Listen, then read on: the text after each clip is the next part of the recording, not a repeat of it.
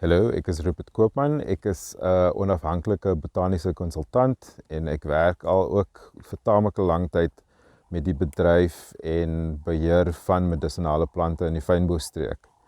So, ons gaan 'n bietjie vandag praat oor volhoubaarheid in die boerdery, spesifiek met die boegoeboerdery, wilde boegoe pluk en ook as jy boegoe boer in stroke.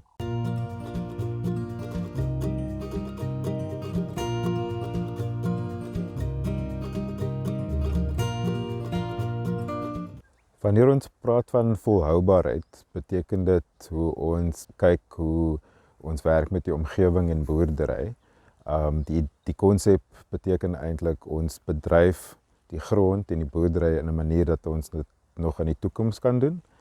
En veral hier waar ons is in die fynbosstreek, wat biodiversiteitsbrandpunt is van wêreldgehalte, is dit belangrik dat ons hierdie beginsels kan toepas. Een van die ander beginsels wat ons mee wil werk is, ons weet dat daar klimaatsverandering is wat in hierdie streek interessante effekte het in terme van dis warmer as wat dit was en ook ons kry vloede. En as ons beter werk in terme van volhoubaarheid, dan buffer ons die plaas teen daai effekte. So dit beteken ons gaan nie te na aan areas waar daar vlei lande is nie en ook dat ons nie boer teen hellings waar jy dalk erosie kan kry nie. So ons fynbosplante is hoogs aanpasbaar want hulle moet wees om in hierdie area te voort te leef.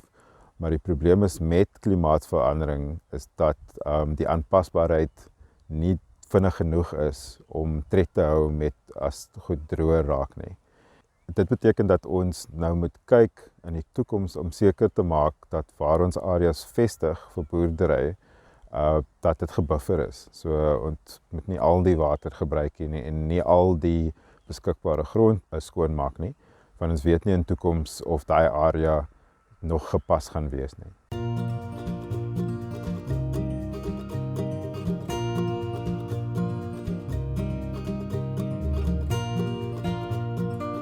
So noodgedwonge as jy op hierdie skaal boerdery doen, moet grond skoon gemaak word van natuurlike plante groei, maar jy wil soveel as moontlik lewe behou in 'n boerderystreek. So as jy kyk na buffersone soos langs vlei lande en riviertjies om 'n goeie buffersone daar te hê, ook langs jou lande om seker te maak dat daar nog inheemse struike daar is, want onthou fynbosplante is deel van 'n gemeenskap. So ondergrond is daar ook wortels en bakteria en sulke verhoudings wat jy nog wil aan die gang hou.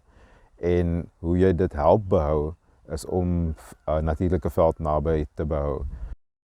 'n Ander goeie rede is ook om goeie insekte en ander diertjies nog te behou, want dit is ook belangrik om die siklus aan die gang te hou, die lewensiklus. So van daai insekte sal jou peste aanvat.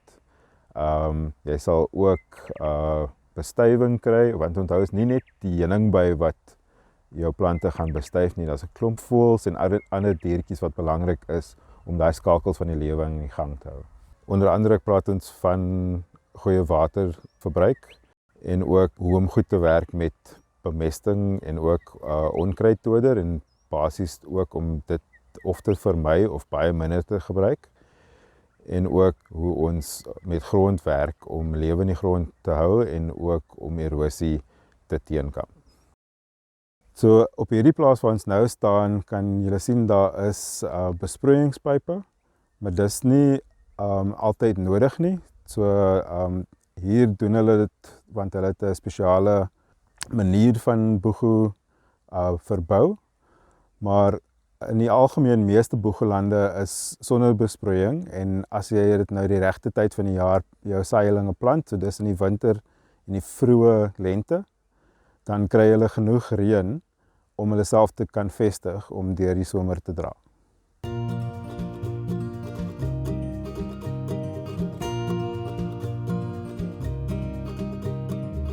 Grond is baie belangrik met jou boegoebedryf omdat hulle van daai fynbosstreek is hier tussen die Cederberge en suid na Stanford toe. Dis nou die 2 spesies. Dis alles in fynbos areas waar die geologie is die Tafelberg sandsteen. En die grond wat jy kry daarna is hierdie sanderige, klipperige grond met goeie dreineringseienskappe en ook baie belangrik uit 'n taamlike hoë suur. So die grond kan daal tot 'n pH van omtrent 3. Ideaal gesproke wil 'n boegu tussen 3,5 en 5,5 pH hê om gesond te wees. En hulle hou ook nie van kleigrond of om te naby aan 'n vlei land te wees nie. So goed gedreineerde grond, partykeer op 'n helling, want onthou as hulle in die natuur groei, is hulle op 'n helling en tussen 700 en 2000 meter hoogte bo seevlak. Dis waar hulle hoort. Jou tipiese Tafelberg sandsteen grond het hierdie sanderigheid soos ons gesê het en ook goeie dreinering. Wat 'n kenmerk is dat dit laag is in nitrate en ook fosfate. So in natuurlike fynbos is daar altyd 'n faktor wat min daar is. En as gevolg daarvan is dit nie nodig om baie chemikalia by te sit in die grond nie. So die minimale grondvoorbereiding is 'n goeie idee.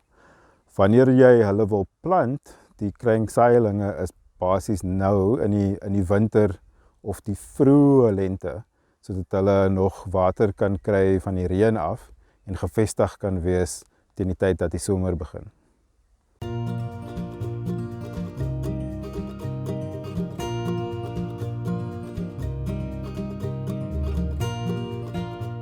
Hier is ons nou met 'n mooi betulina plantjie wat in die somer geoes is. So jy kan sien, my hand is 17,5 cm, maar afhangende van hoe groot jou hand is, omtrent 15 cm se hoogte, is hy geknip. En hierdie stammetjies wat nou hier uitloop, is wat in die laaste 3-4 maande uitgeloop het. So dis hoe hy werk met die crenulata.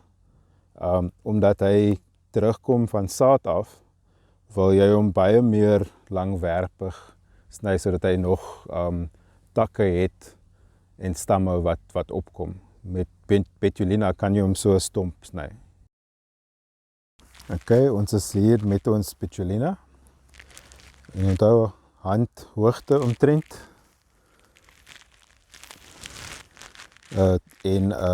Lekker skerp, skoon snoeiskeer. En nou gaan ons hom 'n bietjie trim. So, handhoogte.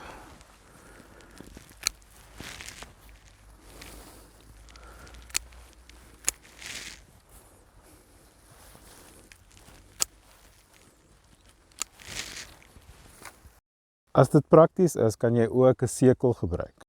Veral as jy boegu in die veld pluk of dit moet vervoer van een plaas of na 'n ander plaas of na 'n fabriek toe, is dit ook 'n goeie idee om dit direk in 'n sak in te sit. So wat jy van jou sak vereis is basies hierdie geweefde materiaal sodat dit nie te veel sweet binne dit nie. Daar moet nog steeds 'n bietjie asemhaal binne in daai. En dis alles te doen met beter gehalte. En dan ook as jy direk in 'n sak insit, moet jy seker maak dat dit nie te vasgepak is nie. Daar moet 'n bietjie ruimte wees en dis ook goed vir die gehalte van die boegu.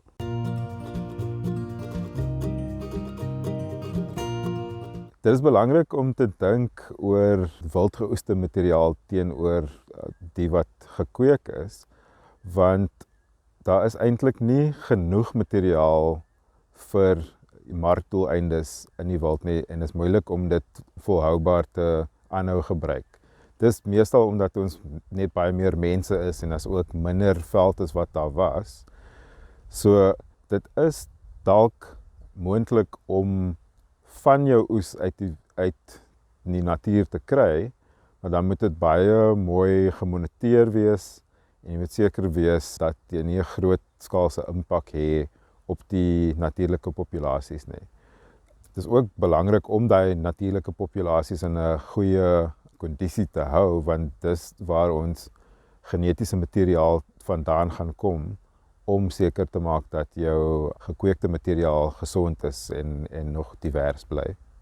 Ons is hier op 'n natuurlike gedeelte van die plaas tussen in die fynbos en ons is bevoorreg om wilde boegoe hier op hierdie helling te kry.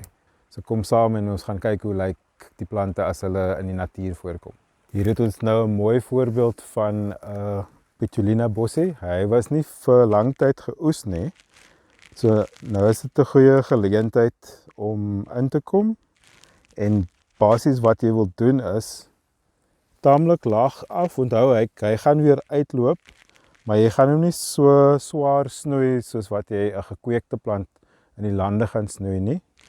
En as jy nou kom oes, wil jy vermy om te veel van hierdie baie stokkerige gedeeltes van die bos by te sit, want daai verminder jou gehalte van die produk. Mooi blomme op hierdie bos. En dis nou net om ons te herinner dat ons is nou in die natuur in, so jy wil nie alles oes van 'n plant nie. Jy wil gedeeltes los sodat daar nog saad gaan wees. Natuurlik met Petulina, jy gaan hom nie nou oes wanneer hy blom en is in saad nie. Maar as jy wel oes, gaan jy meer los, want in 'n boord kan jy taamlik terugsnoei, want daar's 'n kans dat jy hulle weer gaan herplant in die toekoms. Maar hier wil ons seker maak dat daar genoeg saad is, sodat hulle kan natuurlik voortplant en in die toekoms as daar brand is wat deurkom, dan kan dit weer uitloop van die saad en natuurlik hierdie een loop uit van ondergrond ook.